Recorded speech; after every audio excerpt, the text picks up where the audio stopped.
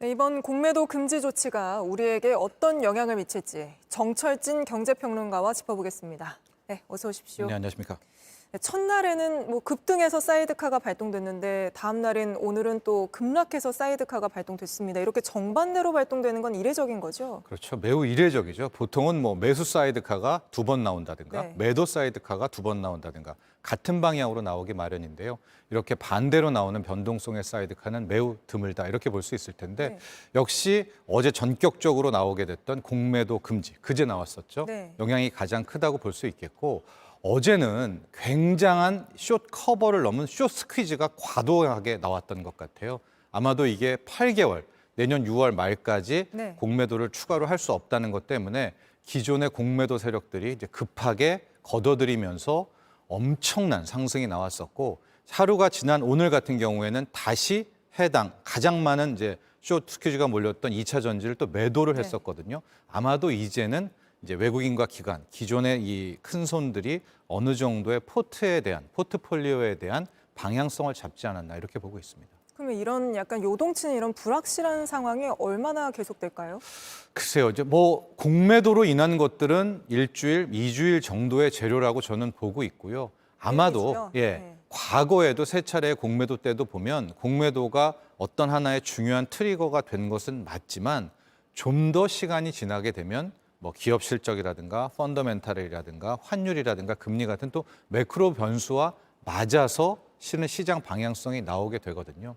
그래서 앞으로 우리가 주목해야 될 부분은 이 공매도의 내년 6월 말까지 금지도 있지만 지금 가장 중요한 이슈가 실은 미국 10년물 국채 금리거든요. 네. 이 금리의 방향성이 실은 요번에 나왔던 공매도 금지의 효과를 더 좋은 쪽으로 혹은 더 나쁘게 증폭시킬 수 있겠다 이렇게 보시면 될 것 같습니다. 네, 일각에서는 공매도 금지 효과가 하루 만에 끝이 났다. 외국인 투자자들이 많이 빠져나갈 거다 이런 우려가 나오고도 있는데 어떻게 보시나요? 제가 앞서서 말했죠. 이제 금리나 이런 매크로 변수가 공매도 금지와 맞닥뜨려서 이것이 긍정적으로 혹은 부정적으로 증폭시킬 수 있다라고 하는 건데 아마도 이런 시나리오를 생각해 볼 수 있을 것 같아요. 지금 이제 금리가 올라서 굉장히 두려워들 하고 있지 않습니까? 네. 만에 하나 현재 상황에서 미국의 10년물 금리가 더 오르게 되면 달러도 강세로 보이게 되겠고요. 그럼 이제 자산 가격에 충격을 보이게 되겠죠. 자, 이때는 가령 이제 우리 증시도 당연히 타격을 받게 될 텐데 외국인들 입장에서 볼 때는 기존에는 공매도라는 해지 수단이 있었는데 이제 그게 없잖아요.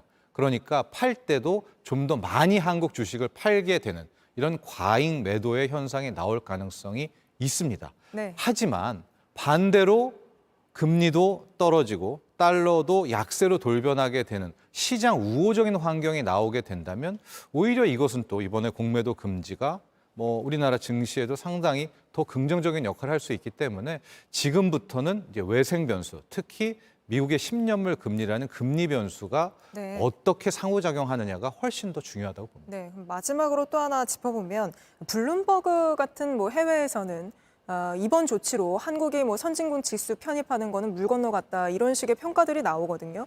만약에 내년 6월까지 저희가 공매도 조치를 좀 개선한 다음에 다시 들어간다 하더라도 좀 어려울까요? 네, 저희가 보기에는 글쎄요, 수년 내 우리가 다시 선진국 증시에 편입하기는 힘들다라고 볼 수가 있을 것 수년 같은데 내로요? 그렇습니다. 우리가 제도 개선을 한다 하더라도요. 네. 그런데 우리가 이런 생각을 좀 해볼게요.